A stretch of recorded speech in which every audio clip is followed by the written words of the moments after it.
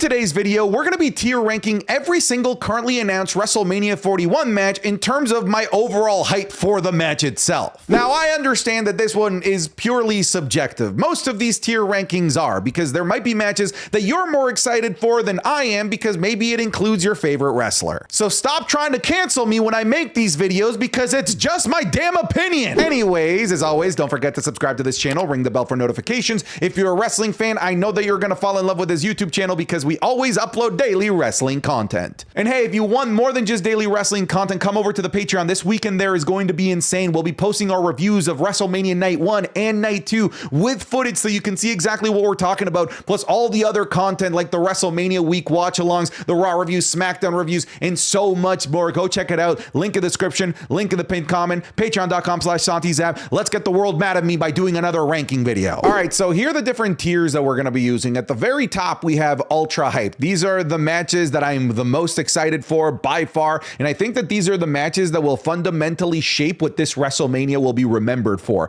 And then we just sort of work our way down in terms of overall levels of hype. We have the excited category in the middle, we have neutral, then we have meh, and then at the very bottom, we have those matches that I absolutely have zero interest in, either because of the people that are involved or WWE just didn't do a good enough job at getting me excited for them. You get the idea. So let's start with Gunther versus Jey Uso. In terms of the build for this match, they overall just struggled throughout the early portions of the build. It wasn't towards the end, once Jey Uso finally got involved, that I was like, all right, I'm in, I'm excited for this match. If I was like grading the overall build and the storyline of this feud, it would be pretty close to the bottom, but I have to admit, there is a bit of a morbid curiosity within me that's excited to see what this match is going to look like, considering Jey Uso had, let's call a spade, the worst match of last year's WrestleMania, and he's going up against Gunther, the guy that arguably had the best match of last year's WrestleMania from an in-ring perspective. So I'm really curious how these guys are going to work together. I'm really curious what the crowd is going to look like during Jey Uso's entrance. I think it's going to be monumental.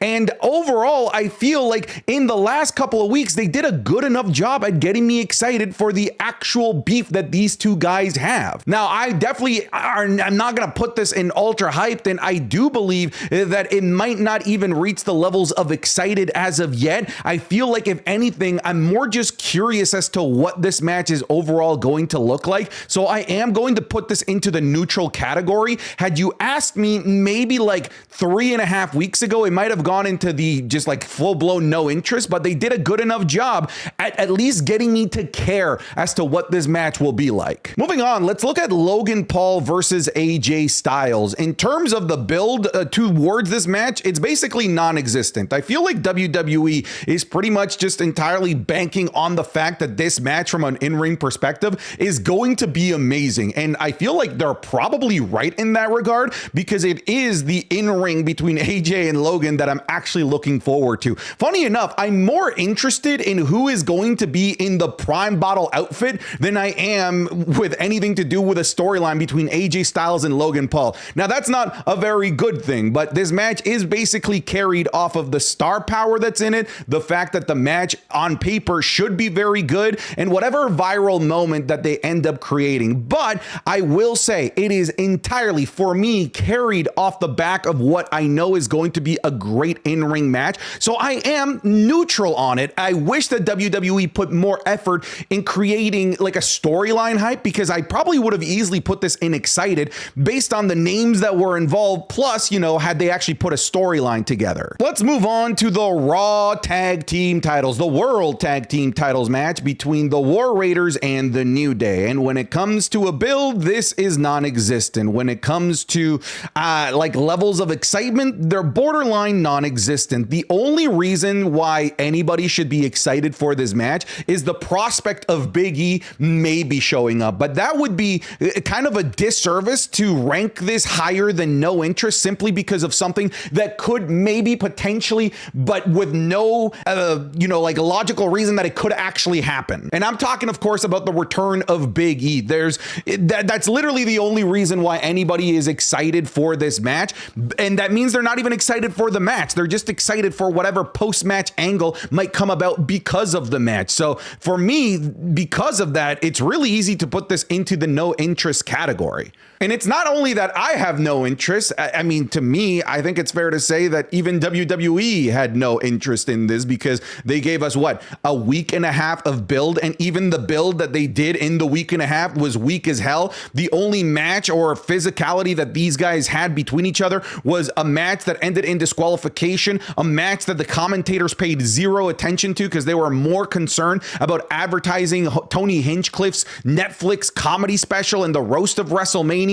So clearly, if WWE has no interest in making you excited for this match, then obviously my level of excitement and my overall hype is at the lowest that it could possibly be. No interest. Again, my interest is on what could happen after the match, but that's just not a fair reason to put this anywhere other than just simply where it belongs, which is the no interest category. Let's stick with the tag team match that has been announced, which is the Women's Tag Team Championship match between Liv Morgan and Raquel Rodriguez going up against Lyra Valkyria and Bayley. I have an inkling of interest in this match because of the talent that's in there. Having Liv Morgan, Bayley, and Lyra Valkyria in this match, just the talent alone should get you in some capacity, at least a little bit of excited. I'm less of a fan of Raquel Rodriguez, but she in her own right can be a great worker as well. And I think like working with these three other women that are in that match, I feel like they can make Raquel look the best that she can possibly look. So I am at least a tiny little bit excited what this match is going to look like from an in-ring perspective. Maybe not to the levels of AJ Styles and Logan Paul because, well, I mean, the expectation of that match is that it could steal the show. I don't have any belief that this women's tag team match can steal the show, but I do have a strong belief that it can be a really good match. I think because of how much of a fan of Liv Morgan that I've become and how much of a fan I am of Lyra Valkyria and her work, it might be biased to not put them in no interest, but I have to put them at least in meh because the talent that's in there alone has me really excited for what this match can look like, even if WWE put absolutely zero interest in putting together a storyline, let alone an entire women's tag team division. So yeah, this escapes the no interest category pretty much off the back of the fact that Lyra Valkyria and Liv Morgan are in this match, and I know that this is going to be pure graphs. I just know it's going to be a good match. All right, let's go to El Grande Americano versus Rey Mysterio. I gotta be honest with you guys, the more and more that we get closer to WrestleMania, the more and more I am excited for this match. What I want this to be is a ridiculously fast-paced lucha style technical wrestling match combination that I think can honestly put together fireworks. I don't want this match also to overstay its welcome. I would love for this to be a 9 to 12 minute match that could steal the show with just the lightning and fireworks in that short amount of time. That's what I want to see out of this match, and that's what I'm expecting. And obviously we have two fantastic workers, Rey Mysterio and of course El Grande Americano, who has made a name for himself based on just his incredible body of work. Now, in the event that this happens to be Chad Gable under the mask, my goodness, shouldn't you be even more excited? Because Chad Gable is a fantastic worker. Hell, we've seen some of his matches against luchadors in the WWE over the last couple of months, and they've absolutely stolen whatever show that they're a part of. So, kind of like Logan Paul and AJ Styles, I believe that this has the potential to steal the show. But unlike Logan Paul and AJ Styles, I feel like they've done a really good job of creating a really fun, just narrative, a really fun storyline that half of the time has me laughing and half of the time has me asking questions, which means I care. They've done a good job of getting me excited for this match. So I'm putting this into the excited category. And one of the things that, you know, at first glance might make me sound like a hypocrite is that I am excited for what the post-match angle will look like, which I do presume will be the unmasking of El Grande Americano. And you might be saying, well, you know, if you can use the excitement for the post-match angle between Rey and El Grande Americano, why can't you use the post-match excitement for War Raiders and New Day to score it higher? Well, that's because they've done nothing to make us expect a post-match exciting angle between War Raiders and New Day. Meanwhile, the potential post-match angle of an unmasking of El Grande Americano has been very much part of the narrative of the story. So I can absolutely use it here. I'm putting it in excited. Moving on to the Men's Intercontinental Championship match. I guess I shouldn't have even said men's because the Women's Intercontinental Championship Championship, for some weird reason, isn't on this card. But let's talk about the Fatal 4-Way match between champion Braun Breaker defending against Penta, Finn Balor, and Dominic Mysterio. Let's face it, WWE has done an excellent job at building this. A very, very good job at making me care about every single individual character that's in this match.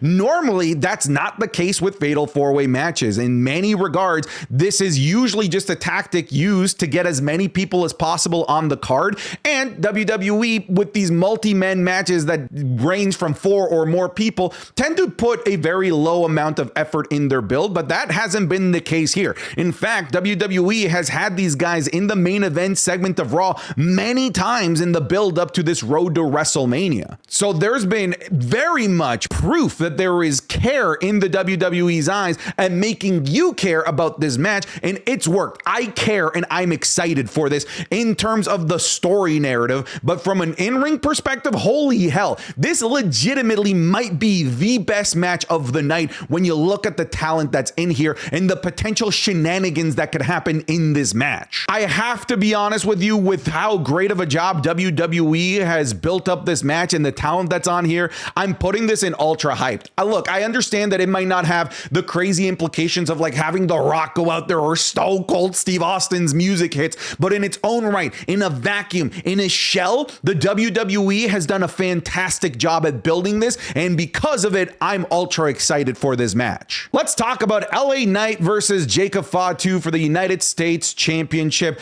Funny enough, you know, if you told me like 4 weeks ago that it was going to be the US title that would have a singles match and the IC title that would have the multi-man match, I would think that you were lying, because to me it looked like it was going to go the route of like a multi-man ladder match for the US title, because the WWE I didn't think that they were going to have enough time to build something for LA Knight in terms of a singles feud. And I was kind of right, like, because the Jacob Fatu versus LA Knight feud has just not had enough runway to really get going and really get me excited. What gets me excited for this match isn't the storyline or the actual potential match. It's just Jacob Fatu that I'm excited for. I'm excited to see Jacob Fatu perform in the largest stage that the professional wrestling business has, being WrestleMania. I cannot wait to see Jacob Fatu. But is that enough to really get me like ultra excited or ultra hyped in any regard? I would say no. I also don't think, at least at first glance, that this is going to be the best match on the card. I wouldn't be surprised if once the smoke settles, this might be one of the weaker matches on the card and that it ends up just sort of being a squash match for Jacob Fatu. I'm going to put this into the mat category purely because the reason why I want to tune into this match is just Jacob Fatu, and that's just not a good thing to say. Let's talk about the women's WWE Championship match between champion Tiffany Stratton defending against the ever beloved by everybody Charlotte Flair.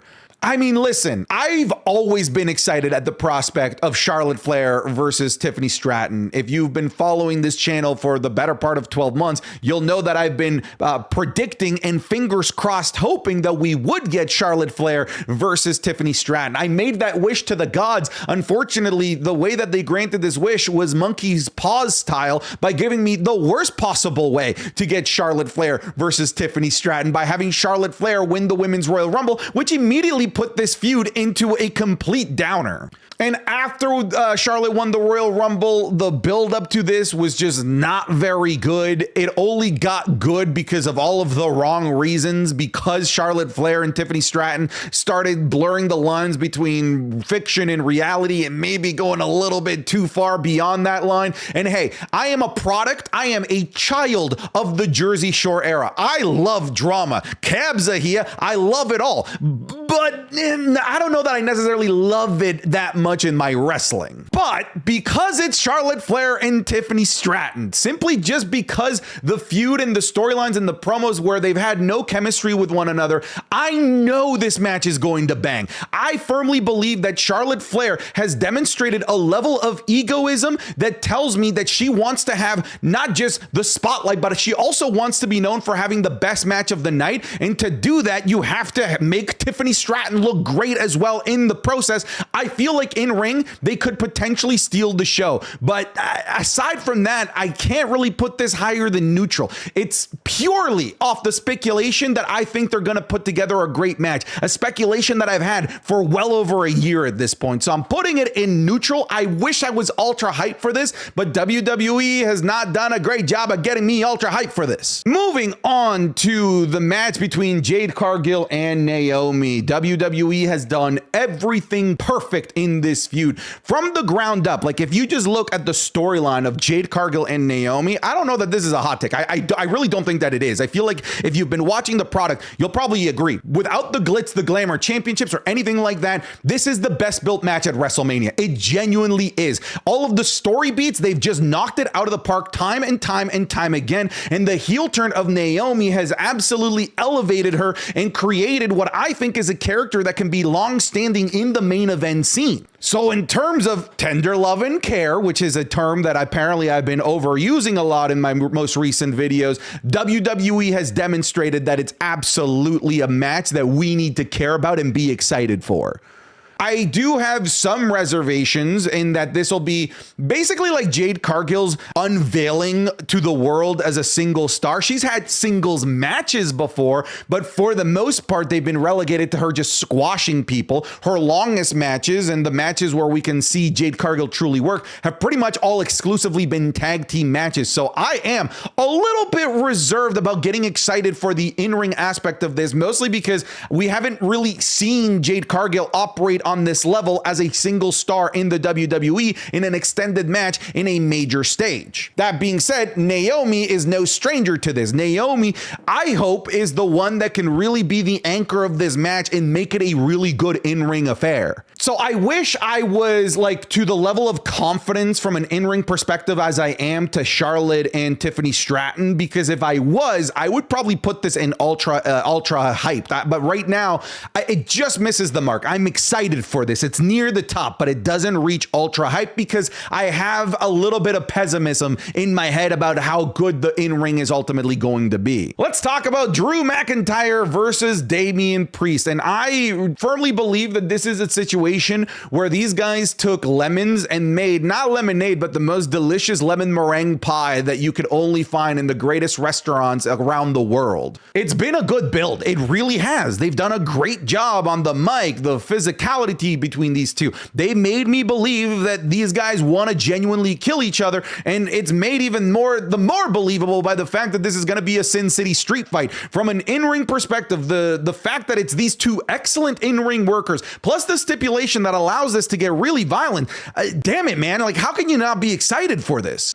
I understand that there are people that are like, nah, man, I wanted Drew McIntyre to do something bigger. He had a great 2024. Hell, so did Damian Priest, but I get it. It's kind of WWE's fault that they kind of created this narrative at the start of the year that made it sound like Drew McIntyre was going to get Roman freaking Reigns. So it does feel like Damian Priest is a major downgrade. But when you put that aside, when you put the hypothetical shoulda, woulda, couldas of Drew McIntyre's 2025, and you just look at this, what they've provided us, how can you not like what they've provided us on TV? It's been excellent. I think that this is going to be a beautiful car crash, and believe it or not, if you told me that I was going to put this in ultra hype like 4 weeks ago, I'd literally laugh in your face.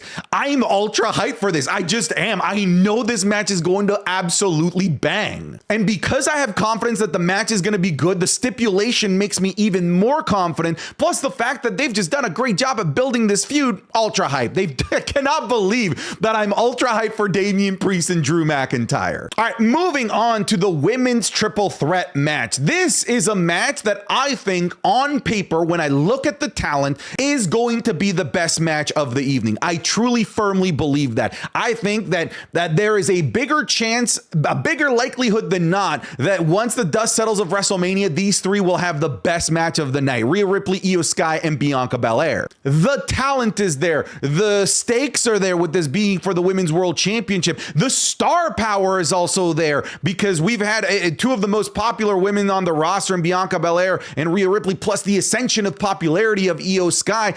I feel like this is going to be a rowdy crowd that's really going to get behind this. Where this, I feel like misses the mark on being ultra hyped is I feel like WWE kind of missed the mark on what this storyline should have been. And they just honestly, in a weird way, tried too hard. This got way too over convoluted to the point where it kind of reached the levels of illogical. And I pointed this out numerous times. In their attempt to be logical, they became entirely illogical with some of the decisions that they were making with this storyline. So all in all, now that we know what the feud and the storyline between Rhea, Io, and Bianca is, because I'm assuming that they're not going to do anything else in terms of building up this match, the buildup and the storyline has not been great. It hasn't been terrible. They've tried. I feel like in many ways it's been more often good than it has been bad, but it certainly hasn't been like an exponential growth of excitement for this feud. In a weird way, I think once again, WWE is relying on the in-ring talent and the popularity of these three women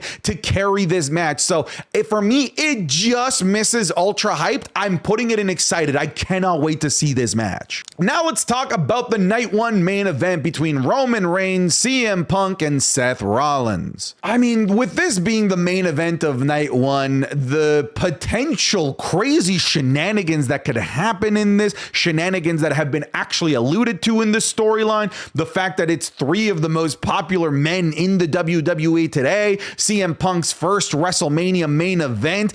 I mean, like, I feel like almost like by default, this has to go into ultra hype. And unlike the women's triple threat, I do feel like they've done the exponential growth of excitement. Don't get me wrong, when this was first announced, I was very excited for it purely because of the talent that was announced to be in this match. But when you look back at all the episodes of Raw and SmackDown, they've done a great job of creating more and more building blocks of excitement to the point where I do believe that they've reached a fever pitch. Not only has this gotten to like fever pitch levels of excitement for many people, but this is the match that a lot of people feel is going to have the big dramatic twist or the big dramatic shank in the back and twist, something monumental that could fundamentally change WWE or even fundamentally change what happens in the night two main event. So I'm excited for the match. I think the buildup has been fantastic. The talent is phenomenal, and just the nerves that I have going into this match because of all of the crazy shit that could potentially happen in this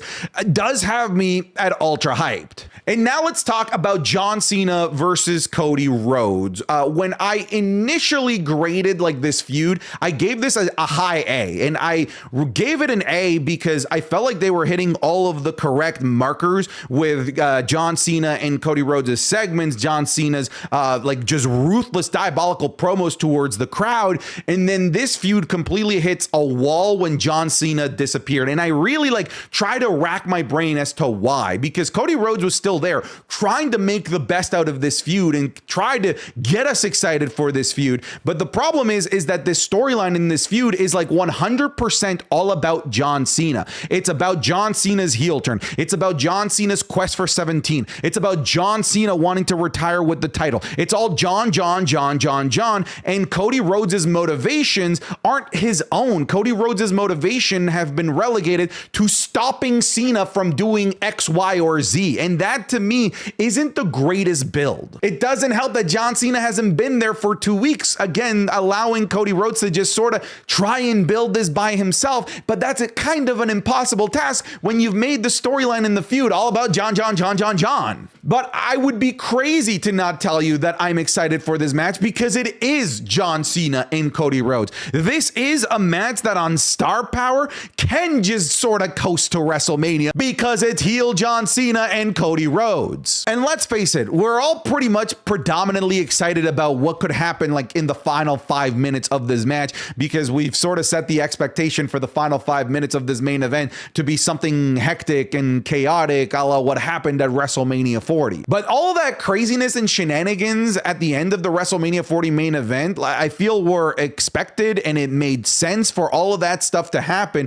For it to happen here, I feel like they've just not laid enough groundwork for that to be a fair payoff that makes sense. I still think that they're gonna do it. I wouldn't be surprised if we hear the glass shatter, we hear The Rock, we got people going out there to help Cody like Randy Orton, whatever it might be, but it just doesn't feel quite as earned as it was last year. Listen, I am putting this in excited. I wish I was ultra hyped on this, but listen, I get it. It's got John Cena, heel John Cena, the guy that I desperately want to see. I cannot wait to see what this looks like, but I can't in good conscience put this in ultra hyped. All right, folks, so this is what my current tier list looks like. This is your chance to probably screenshot this and post this on Twitter out of context and get people mad at me, because that's what tends to happen. But that's it, folks. I'm done. Get out of here. Happy WrestleMania. I'll see you guys soon.